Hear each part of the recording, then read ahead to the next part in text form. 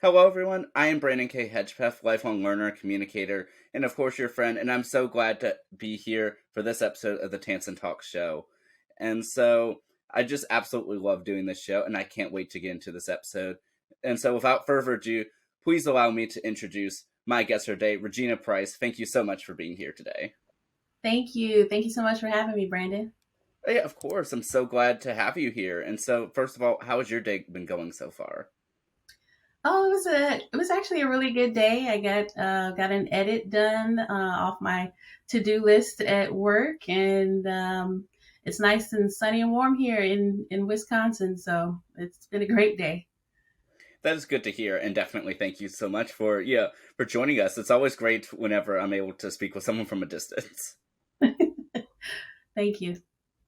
Yeah, of course. And so before we go ahead and get started, I did want to allow a moment for you to go ahead and introduce yourself for the watching or listening audience.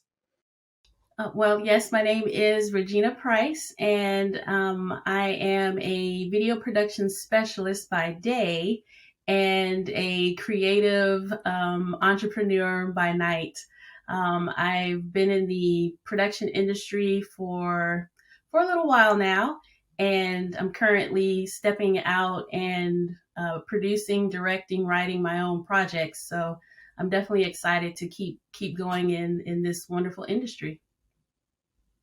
Well, that is so great to hear, and I'm just really excited to get into this. And so since you mentioned that you've been in this industry for a while, I know that you got your true introduction into the industry, quite early on, like as far back as high school. And so how was that experience for you?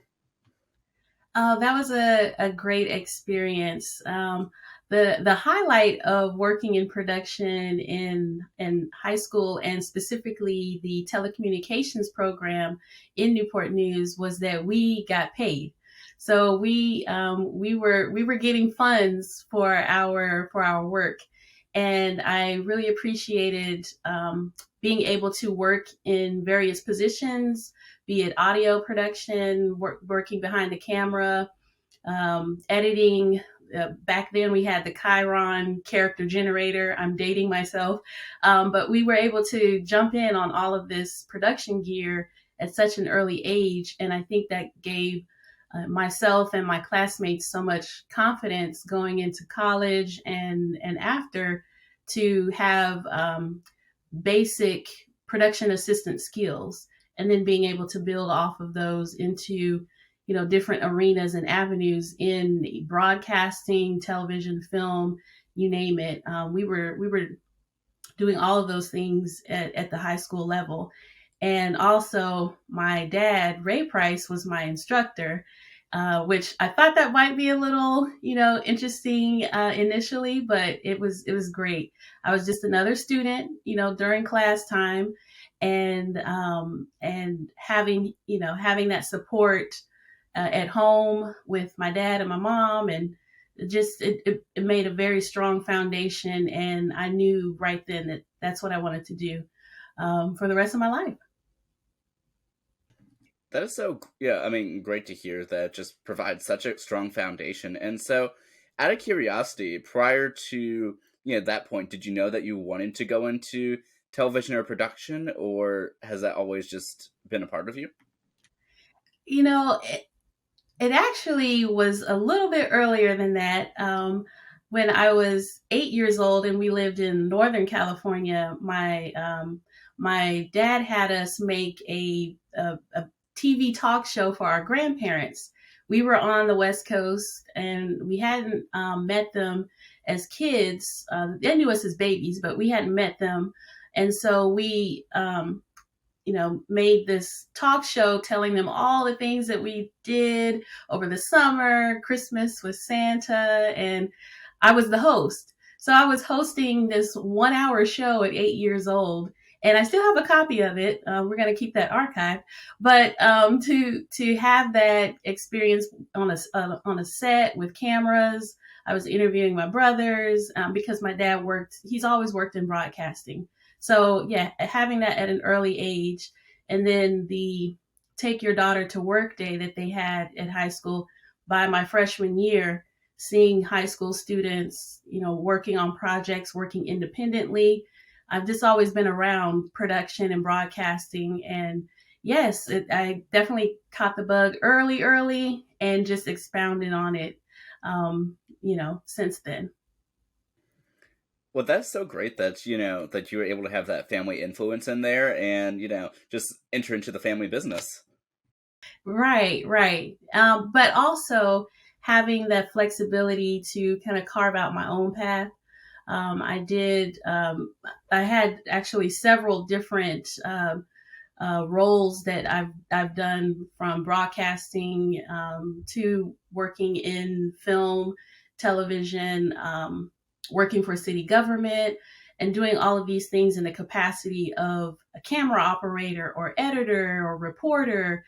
So yes, definitely being able to carve my own pathway, and still doing so.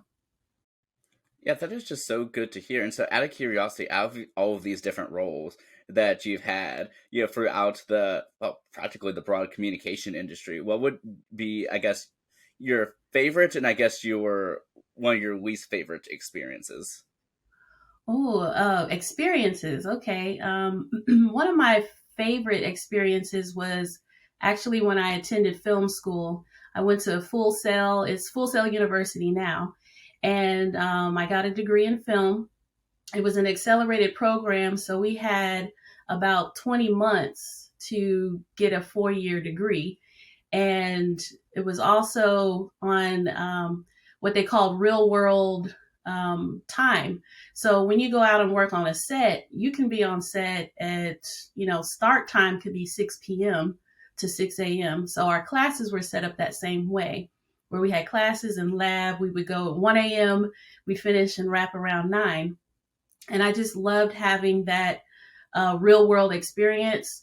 And also, again, it was a film program that encouraged you to touch all of the gear. So I was working with 16 millimeter cameras, 35 millimeter film cameras, and being able to load and check the gate, work as second AC. We built our own sets for production design. And I found there that I had a really strong passion for producing and production management. So being able to corral a group of talented people together that have very specific roles, being able to have them shine in those roles. And I kind of, orchestrate and make sure that everybody has the resources that they need. People are getting paid. All of that was built at my time at Full Sail University. So that was definitely one of my best experiences. And well, not to toot my own horn, but I did receive a lot of course director awards. But aside from that, even the group that I was working with, we were the first student run production on a project. So we produced a music video. It was a rapper who was from the Florida area, and we basically, worked that music video from start to completion. I was one of the producers on it, and my instructors were, they were like, "Go ahead, we know you can do this, and make it happen." So again, having that independence to be able to work in your role, but then also being able to collaborate with other people who are just as passionate about what they do. And then you asked one of my least favorite experiences. And that's an interesting question that I don't know if I've stopped to think about. Um, Least favorite. Um, hmm. I don't know. I would have to think about that, Brandon. We might have to come back around to that. I'm trying to think if there was a specific role that I was, I would never do this again. But I can't think of anything right now. Yes. Well, nevertheless, though, I mean, that's good to hear that that one doesn't come up to the top of your mind. I mean, that must mean that at least most of your experiences are at least moderately decent, and at least learning experiences. That is very key. Yes. I would say that, especially working freelance. Having worked freelance in Los Angeles, okay, this is bringing up a least favorite. But having worked freelance in Los Angeles, I actually moved out there um, right before the recession and a writer's strike. So I'm just graduating film school and moving to LA and freelance trying to find work. So that was a little bit of a challenge. And so I guess my least favorite would be don't let's not have another recession. Can we try not to? And unfortunately, we are currently in another writer's strike that started I think yesterday or 2 days ago. So yes, it's coming back full circle, and this is a part of the business where people are going to have to negotiate for themselves to get what they need, and make sure that people see that there's value in their work, and that shouldn't be set aside. So going back to my experience, just being resilient and resourceful and taking it as a learning experience. Yes, this was a difficult time, but being able to pivot, I was able to get in on a lot of music videos. So, scripted television films, they were on hold for a little bit. Some might say a long while, but being able to pivot into the music video industry when it was really, really hot. I mean, people were paying $250,000 to have these music videos produced. That type of money is not being spent now on music videos, but back then it was, it was a really big deal. So, yeah, I actually got quite a bit of work during that time. And so, yeah, I would say you hit the nail on the head that every step is a learning experience, something you can take to the next thing. Well, that is just so interesting to, yeah, I mean, to hear how that sort of worked out. That you had went there for one thing. Unfortunately, it seemed like all of life circumstances like didn't really help you in that regard, but you were at least still able to, you know, to make an opportunity of it, a different one for than why you were there, but nevertheless an opportunity. Exactly, exactly.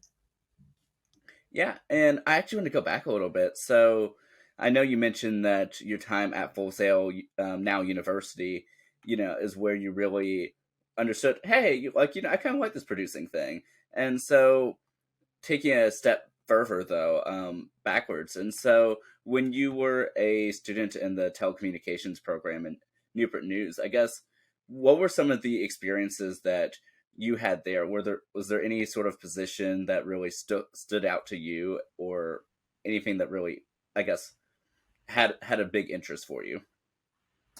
Yes, so definitely being a part of van crew and working camera. I loved working camera. Camera one, which was in the stands on the right at Todd Stadium. That was my camera.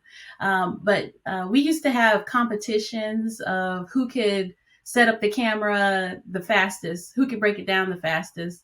And I always just, what we were told and taught was always film as if your camera is live.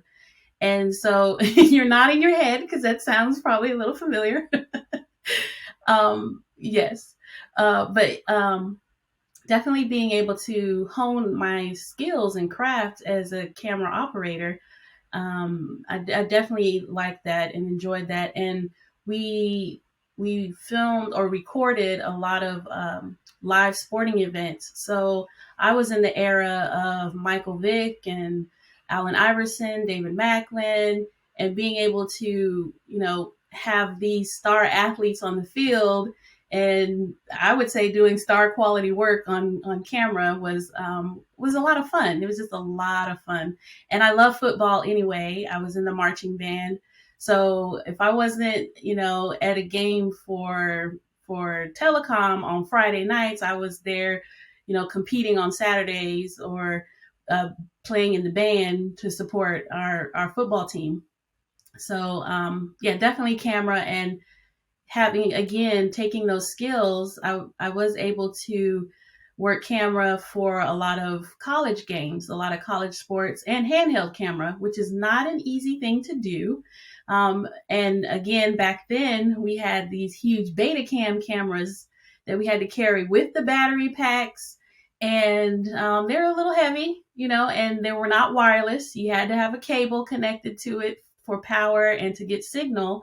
So, being in that environment and just knowing I could do it, you know, it was just a lot of fun and very fantastic experience, which again developed at Telecom. And we got to do a lot of events, sporting events. There were concerts. Jefferson Lab always had something going on. So yeah, we stayed pretty busy and definitely, enjoyed those paychecks too that were coming in. I bet. And did a lot of the paychecks help out a lot in terms of your own like personal ambitions? Oh, that's actually a good question too. I can't even remember what I spent the money on.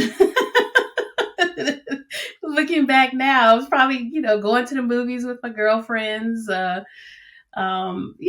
school stuff. But yeah, actually, I hadn't thought about that, but I essentially funded, paid for my own schooling. So I was either, on scholarship, but I was able to, get my books and tuition and things that I needed on campus. So yeah, I guess you could say that definitely helped.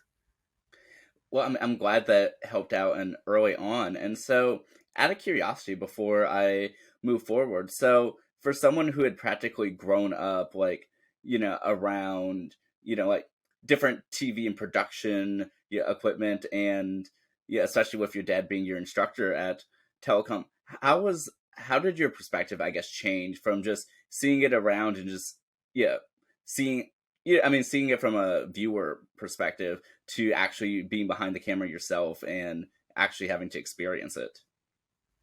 Oh, that's an excellent question. I think, I think what bridged the gap for me was when I was in high school, my senior year, we had to do, your senior project, and I chose to do my project on cinematography, and which is different from broadcast. It's a completely different aesthetic. And so my focus was on Steven Spielberg, and I just fell in love with the art of filmmaking. It is a pure art form. And now it's always been a lot of technology and science, but I feel like now it's even more with digital cameras and having to have these wireless signal capabilities, to where back then it was, I mean, it's still art and science, it's still art and tech, but the art side of it just drew me in. And everything that Spielberg did, I watched it. I wanted to know more about him. He started at a young age just making movies and making little films.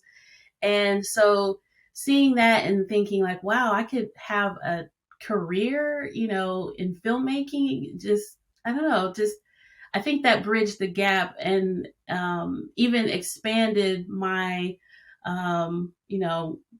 want and desire to do even more in the industry. So I became, you know, I was that person in the movie theater. Like, did you see that jump cut? Or, oh, you can see the boom mic coming into the shot. I was looking at all of the the the um, the artistic filmmaking side, and as well as the story. So I think, yeah, that helped bridge the gap for me to be able to look at it as an art form, film, television, looking at it in that regard, but also maximizing and honing my skills so that I could do more in a broadcasting arena or a filmmaking arena, and just do my best in both.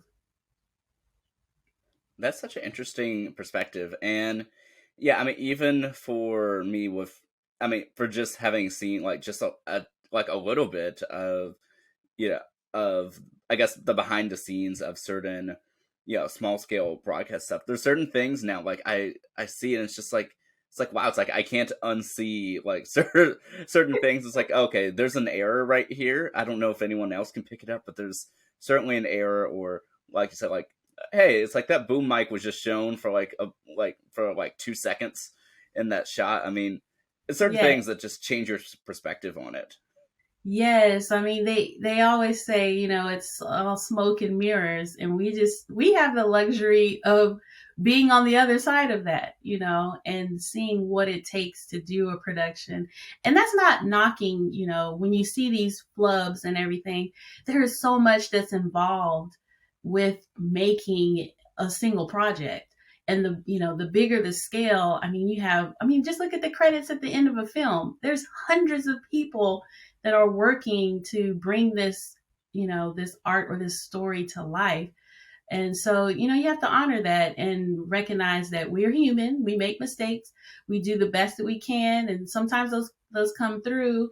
But for the most part, no one's really going to notice that. And it doesn't take away from the experience.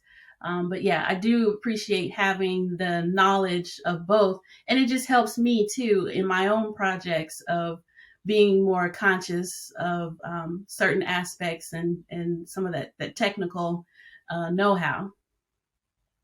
Yeah, that is so true. And you were mentioning earlier that, of course, you went to Full Sail University, and so was that before or after when the time that you went to Los Angeles? That was the night before. So let me explain. So once I graduated from Menchville High School, go Monarchs, I went to Thomas Nelson Community College for 2 years. Not they, but I received a bunch of scholarships, and that just paid for my first 2 year degree. And I just want to throw this out there for anyone watching that whether you're sure of what you want to do or you're unsure, do not knock community college for those first 2 years. That's general education at 60% cost. So look at that as an opportunity, which is what I did. And then after that, I got a music scholarship to go to play in the Spartan Legion band for Norfolk State University. So, yay! And he clapped. Yay! That was a fantastic experience. The best, some of the best years of my life, being at Norfolk State, marching in the band as the clarinet section leader, and majored in mass comm. Worked a lot with NBS, National Broadcasting Society. I had an internship at Wavy TV 10, so I worked with Bruce Rader, Chris Reckling. Great experience. Worked as an editor there. Went into teaching, so I taught television production to middle school and high school students for several years. And I just remember I was 22 and my students, some of them were 18. So that was an interesting dynamic. I always say that yes, but they still had to call me Miss Price. And then after teaching for a few years, I decided to go to film school or go back to school for film. And, I had weighed and decided, is this what I want to do? Do I want to do this now? And, took that leap of faith and went to Full Sail and completed the program in 20 months. And I also say that the credits that I got at Thomas Nelson helped to stay, on that timeline that I had set for myself because they transferred over. So yay for community college. And so I graduated as valedictorian of my class. At Full Sail, your peers select who they want as valedictorian. It's based off of your grades, but also, your interaction during that time. And so my peers voted for me or selected me. And I thought that spoke a little bit higher or it meant something to me. And so the day I graduated, I loaded up the car. A lot of friends and family had come to my graduation. They were there for the weekend. We went to Disney World. And then after graduation, I packed up the car and drove to Los Angeles that night. So when I say, was it before or after, it was really the night before. So I drove out there and was ready to take on that experience right out the gate. And that's kind of my personality, which may or may not be the best thing, but I'm always looking at what's next. What is the next thing that I can accomplish? Here's a goal checked off. Okay, what's the next thing?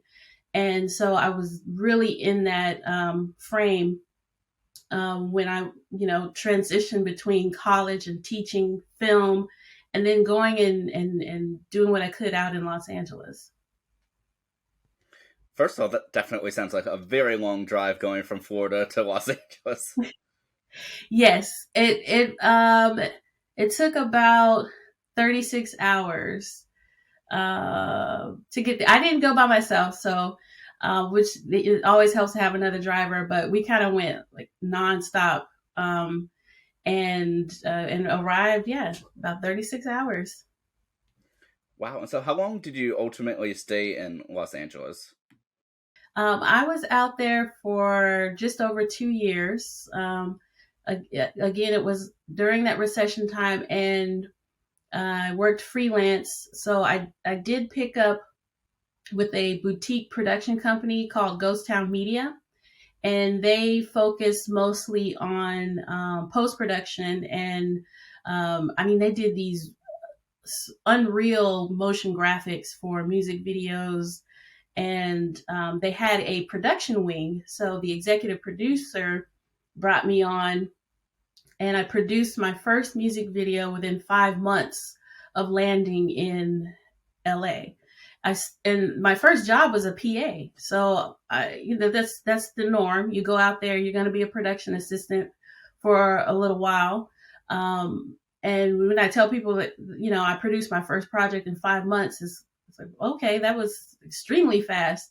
But it's just the way things lined up, and always wanting to be prepared for that next step. And again, like I said, I got a lot of this in high school. So that knowledge and those skills, they don't go away. If you use them and, keep building on them, make sure you stay, um, you know, involved with the trends and the updates there, because the industry is always changing. So if you do that and maximize all these opportunities, it just goes with you to that next thing. So I think that attributed to me being able to produce within that first 5 months. It was a low budget music video, but it still had a client. You still had to get a final product, and it still had to go to air. It was I hadn't thought about this in a long time either, but the artist was Miko. I can't think of the name of the song, but a beautiful young lady. And so yeah, so from there I just worked on several music videos, commercials, and was out there for about 2 years. And then I think I will say this, the freelance life is not for everyone. Okay. Again, that is a very different lifestyle. And I think I had gotten a little exhausted by it. Coming from a teaching job, you have your paycheck every month. Your salary, that stability, and then going. I think that, again, wanting to check off boxes and wanting it to happen at my pace, and kind of getting burned out. I think, it was about 3 years, and I said, you know what, I think I need to pivot once again. Yeah. So ultimately, where'd you decide to pivot to after your 2 years of Los Angeles? So I ended up moving back to Virginia. And how much time do you have in this show? Because I could give you this play by play, but You are all good. okay. But yes, I decided to move back home to Virginia, and I worked for a nonprofit, PETA. I worked for PETA for a bit as a AV manager. So I was supervising editors in Virginia and coincidentally in Los Angeles remotely for all of the videos and edits that they did.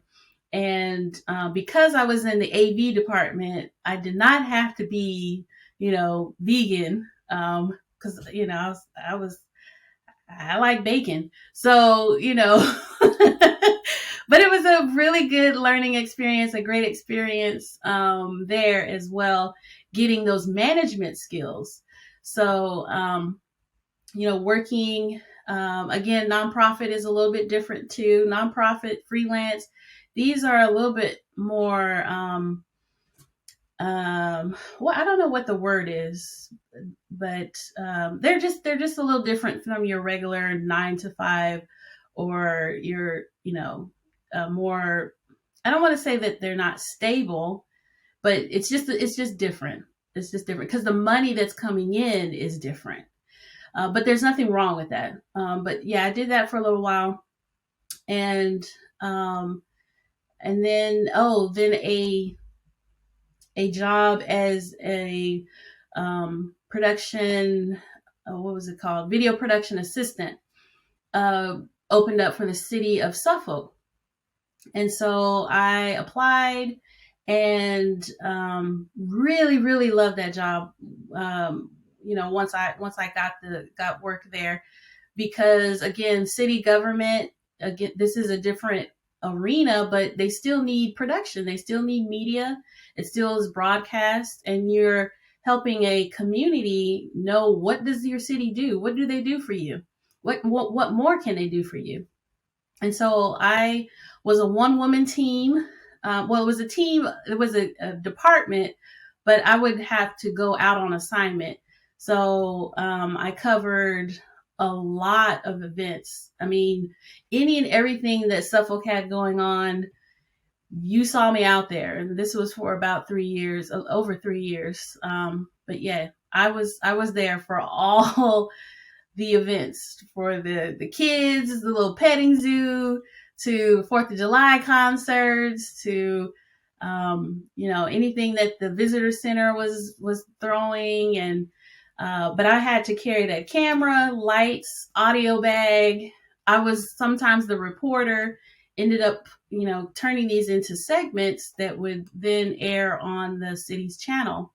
And in that time span, I had done over 200 different segments, projects, videos, where I was the working camera, and then I was the one coming back and editing these as well.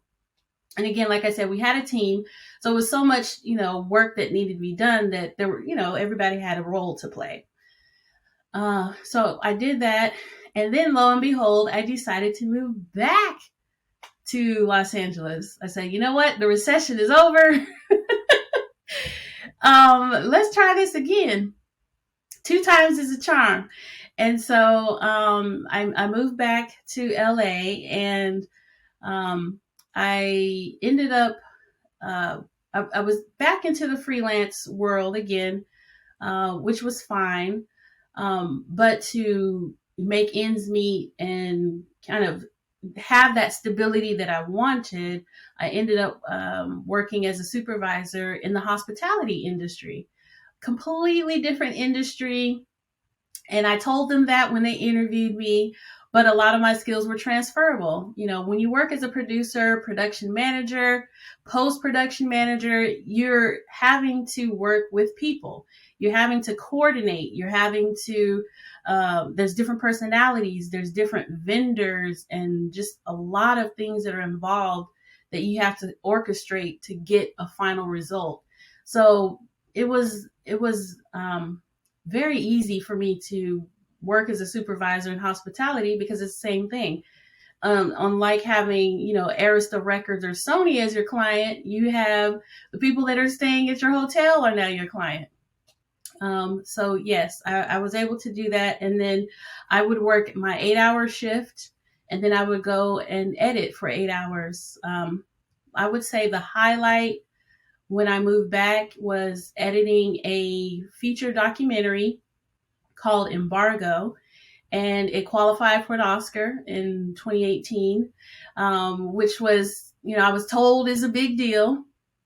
Um, and being able to work on that project and working on it for months, as an editor with, the director, she was right there with me, and also working on what's called film clearance. So anytime you have additional footage, you have to get all of that cleared. It has to go through a process of where are you sourcing this material. That was a whole project in and of itself, to tack on to editing the feature. Um, so yes, that was probably the highlight of moving back. But again, I worked on short films and again commercials, a couple of music videos. I did produce a sci-fi short, and yeah, I just told myself, as long as I have my hands in the industry in some kind of way, I'm happy. I'm happy. And from there, I I was introduced to ETC.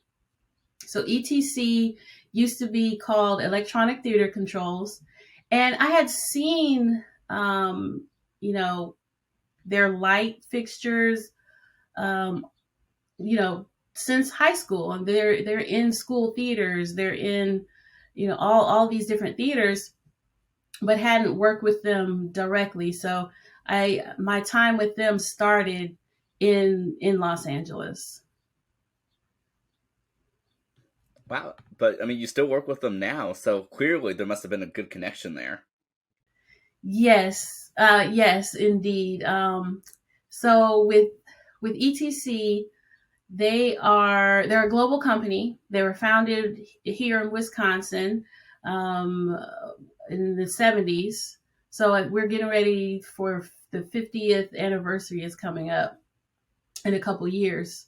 So yeah, they created the Source for Light, which is synonymous with theater, and you can't go into a theater or a Broadway space and ETC's lights are not there. They have since expanded into the film industry, so we sell. It's actually a manufacturing company, and we work with reps and dealers. But those reps and dealers, they now sell studio fixtures as well. So lights are in studios, Paramount, all those studios out in LA. If you go to football games or basketball games, the lights are in these stadiums. So my job is, I'm one of the video production specialists there. So I basically edit the promotional videos to sell the products. And it's a great job because every day is different. Even though it's a lot of editing, we have different kinds of projects and different products that we need to feature. So this is the longest I've been with any company. It's going on 7 years this year. But yeah, it's been a fantastic experience as well. And again, lighting manufacturing, knew nothing about it, but being able to take, the fact that I learned how to edit.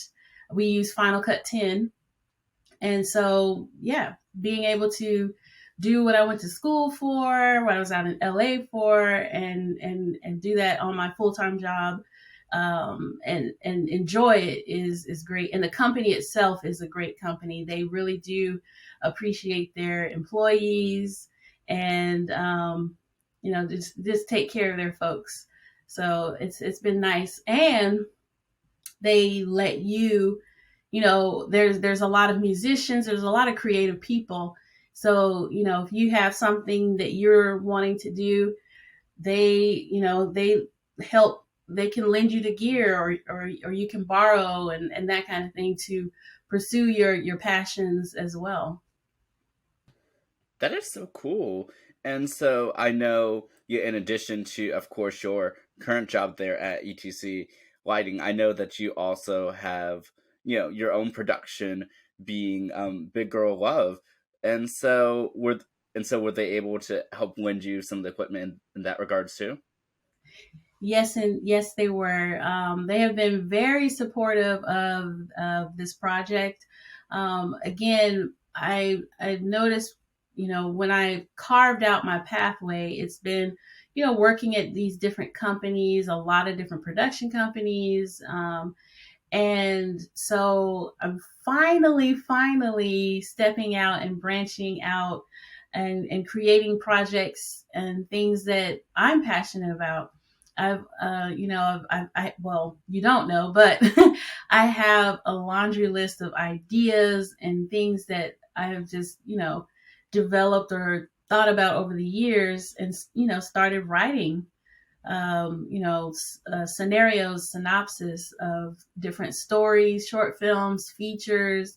So there's just a list. And, the idea of having my own production company on the level of like a Tyler Perry or Anthony Mackie, who's, he's starting up a production company in New Orleans.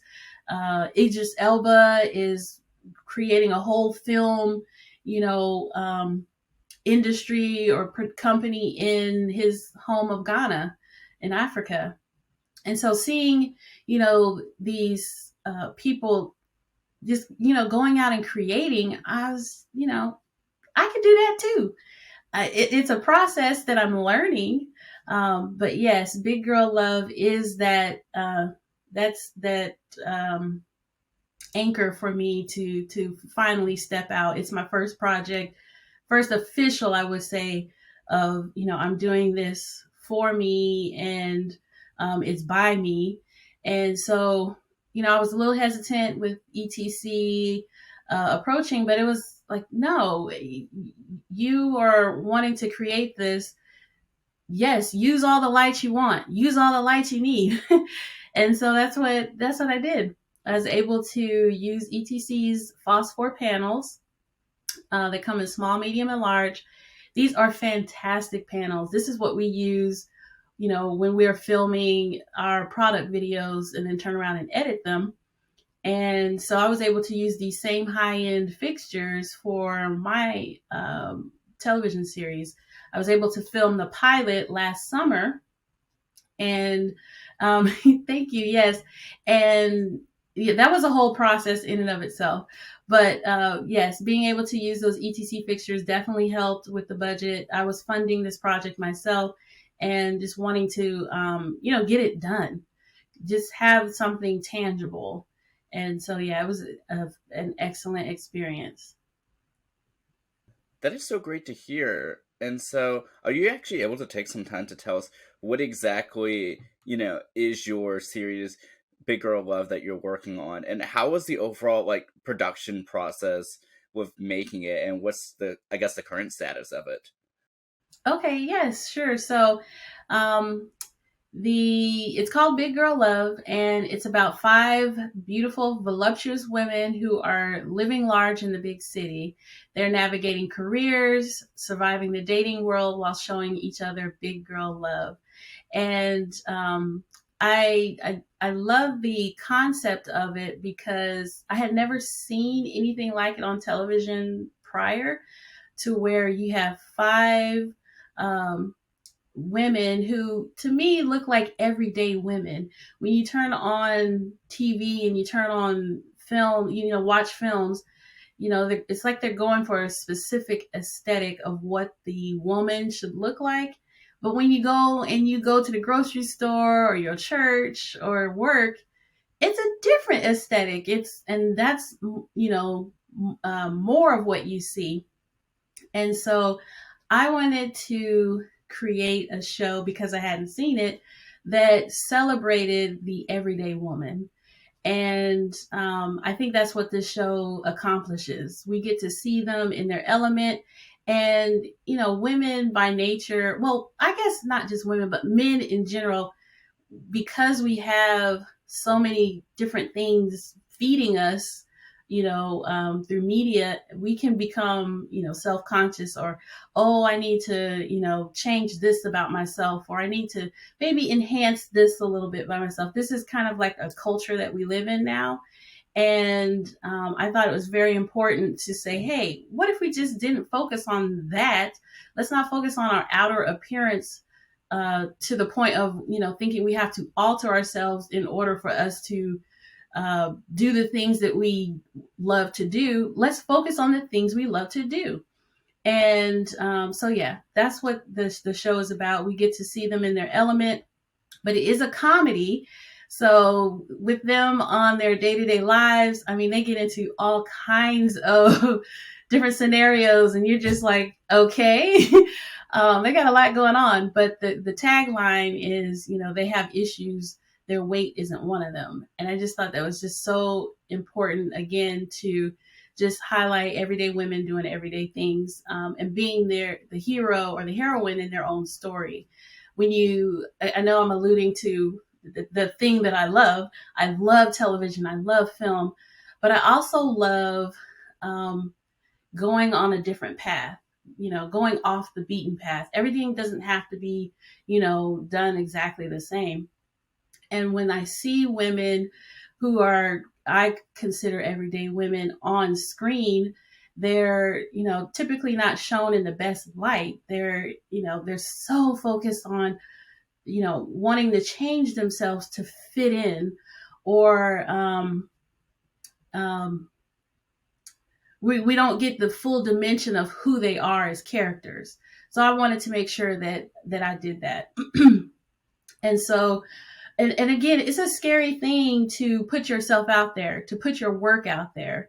Sometimes you have to get over that. Well, all the time. You once I got over that hump of like, oh, okay, but this was just initially in my mind, and now I'm wanting it to get out. Well, it has to get out if I want to share it and help, people see something different. And now I just caught the bug. So once I went into production, pre-production as a producer, and a production manager, I love pre-production.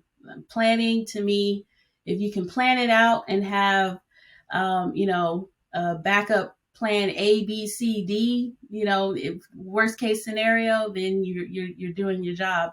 So I went into pre-production March of last year. And so for about 3 months, I was coordinating here in Madison, Wisconsin, knowing that I was going to film in Hampton and Newport News. And so having to do that remotely, that was a challenge in and of itself. There were a lot of virtual meetings. I had a great group of people that were helping as well. My best friend Tina came on board as casting director during pre-pro, and then production manager during production. And so we worked together, auditioning people virtually.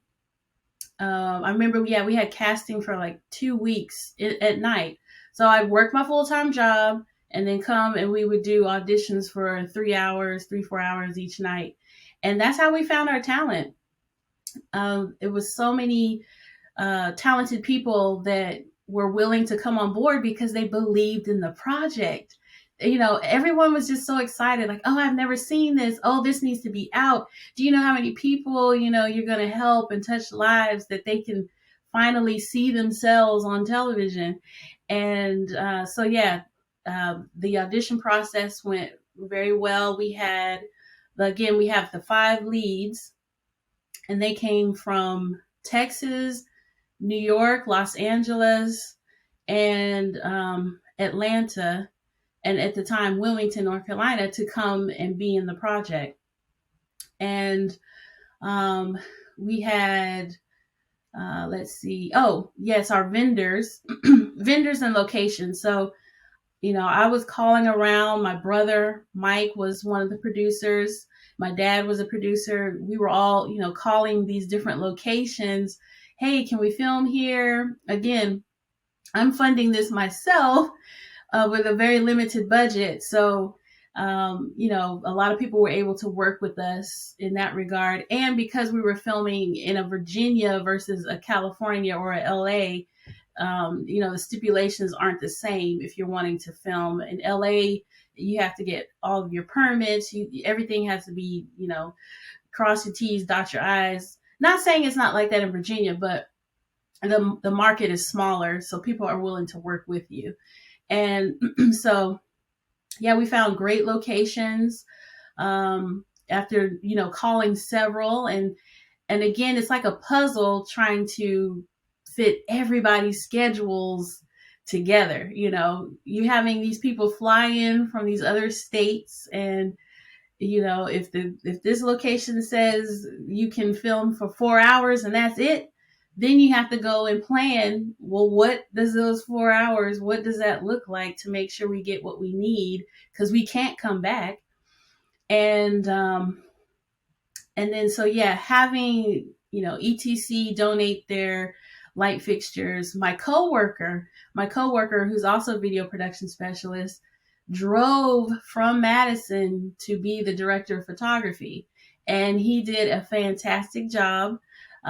He has his own production company. You can go see him at dylanjordy.com. And he brought his, Blackmagic cameras and said, hey, let's make a television pilot. And, that was exciting as well. And he was excited to be able to, jump into that arena and do something a little bit different from our promo videos that we do on our 9 to 5. And, yes, we had production design. We had meetings talking about the different props that we were using. We had a young lady come in and paint the art piece that was part of the story. She painted it on a Saturday afternoon, and it was fabulous. So yeah, it was great. Everybody corralling together around this project. I do remember so we had 9 locations that we filmed in 5 days. So that's about 2 locations per day. We had to do a company move in the late afternoon from location A to location B. So we were rolling to get everything we needed at location A, rally up all of the gear, all of our talent, all of our crew, go to location B. So it was a lot of coordination to make that as smooth as possible. But the other thing was, like I said, I was doing this all here in Madison. So we didn't get to physically be in that location until it was time to film. Typically, you have a location scout. You have a whole day, 2 days, however long, to scout and see where you're going to film beforehand. Where are we plugging in power? Where is camera world? Where are we going to put hair and makeup? Where are we going to have our background extras for holding? We didn't get to do any of that until we showed up that morning or afternoon. And just having that frenetic energy and everyone just having that enthusiasm of, okay, we're going to get this done. What's the best, easiest way that we can do this? So it was a lot of work, but a lot of fun. And I think we had really good people we were working with. Sometimes you get on a crew, you can't stand the director, or you can't, it's very difficult to work with this actor. We didn't have any of that. Everybody just pitched in, hey, you guys can hop in my car and we'll get to location B and we'll see you there. So yeah, the flow, everything just worked. And that helped remove some of that hesitancy that I was having about stepping out and doing this. And again, I am very grateful because I know that every set doesn't work like that. So it's just, enthused me to keep going and keep working to get the show out there, work on other projects, and, keep dreaming and make those dreams come true. I mean, there's no cutoff time to dreams. Right. So, yeah, it's just very, very exciting to to have this project and have that experience. That is just so great to hear. And so I did want to quickly ask, so overall right now, and yeah, I guess going into summer of 2023. So I guess what is the current like status of of the show? And I guess what would be the next, I guess, big steps for making it go forward? Yeah, so I have submitted to several film festivals. I've heard back from some and still waiting on others. We were selected for the North Carolina Black Film Festival to have our television pilot screen there. That'll be in Wilmington, North Carolina. Um, oh, I was about to say next month. No, that's in 2 weeks. It's this month. Time is going by fast. So I'm excited, to be out there and promote the show. A lot of the ladies, the leading ladies, one of our supporting actors, they'll be coming out to support as well. And we're just going to make the most of this time. Anytime we can talk about this project, we can talk about the experience, talk about the purpose of it, I think is a win. And so I'm excited about that. That's again in about 2 weeks. And then I'm waiting to hear on a couple of film festivals. And I intentionally wanted to go film festival route first because a lot of them, they're looking for new artists. They're looking for, new stories, new artists that can bring something to the table. And also, that distribution is somewhat built in. But also, um, stepping into the summer, I'm also considering making at least two more episodes, episode 2, episode 3, and see if I can't have a streamline and go ahead and post them online. That's the option as well to gain and garner a following. And then lastly, of course, reaching back to my connects in Los Angeles, people that I know, they might know someone that knows someone that can connect me to a VP of production at a Netflix or a Hulu or Amazon to put eyes on the project. Ultimately, the goal is to see it picked up. I have no, discrimination whatsoever. It could be television, it could be online streaming, wherever. I think the biggest thing is to let people know it exists. And so it's a process. Let me tell you, it is a process. And, if finding an investor or a sponsor that believes in the project as much as we believe in it, I think that would be crucial. That would be key. Otherwise, yes, it's using the tools that we have access to with social media, online streaming, and get it out ourselves. But yes, the story needs to be out. The ladies, they're excited, they're ready. When are we filming again? They're ready for episode 2, episode 3. I'm also considering possibly shortening the episodes to webisodes so we could generate more content in a shorter amount of time. And again, navigating all of this with my full-time job, kudos to people that do this, that, pursue their passions while working, going to school, having their families. It is not easy, but it's worth it. It's worth it in the end. That's just so great to hear, and I'm just so excited to see where you're gonna go with all of this. And if you end up producing more episodes or releasing them online, you definitely will have to come back here on my show and talk about it, because I'd just love to hear about it and support in any way I can. Absolutely. Thank you so much, Brandon. Thank you for allowing me to have a platform to talk about the show and any other upcoming projects. Like I said, I have a laundry list of projects, so it's just a matter of taking that time to get them written down and then go into production and get that funding.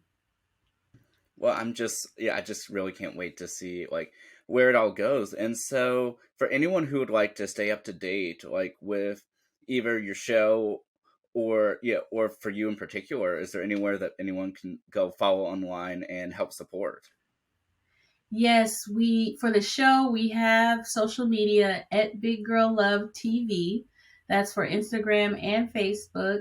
And also you can go to biggirllove.com, and that has updates for, what it was like filming. We've done a couple of screenings in Virginia, Atlanta, planning a screening in Los Angeles, and then this one in North Carolina. So all the information is online. You can reach out to me via the website there directly if you're interested in knowing more about the project, funding, investment, anything on that level.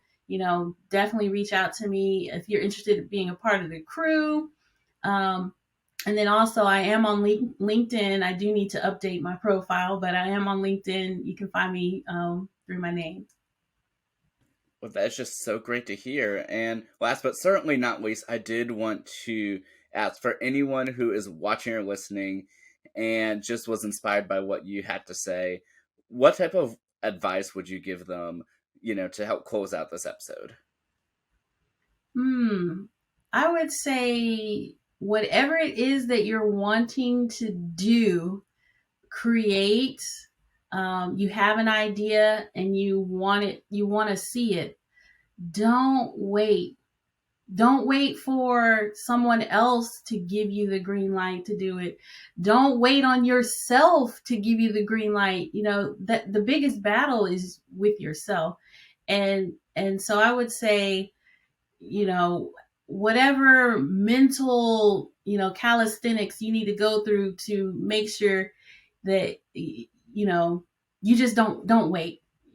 Just that would be my biggest advice. I've been sitting on a lot of projects and ideas for a while, and I'm excited and happy that I have this time to be able to finally work on them and get them out there.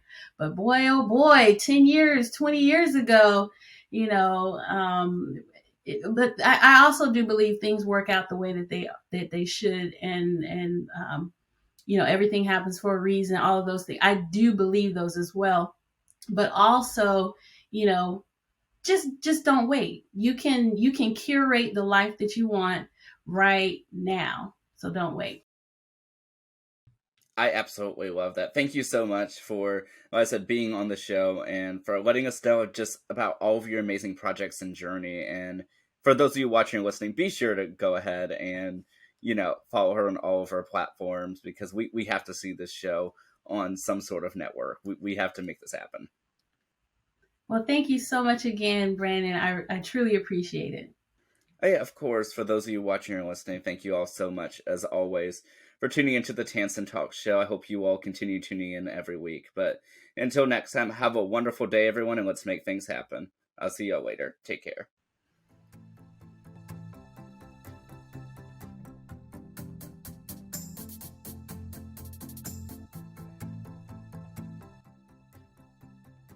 And that's a wrap on this episode. Thank you all so much for tuning in to the Tansson Talks show. A big thank you goes out to our sponsor, Descript, for sponsoring this episode. If you're interested in checking out transcription tools, be sure to find our affiliate link for Descript in the description of this episode. Also, if you'd like to check out any of our official merchandise, go ahead and find us at merch.tanssonmedia.com. Of course, be sure to subscribe to the Tansson Talks show on YouTube or anywhere you can find podcasts. Until next time, this has been Brandon, and I'll see y'all later. Take care.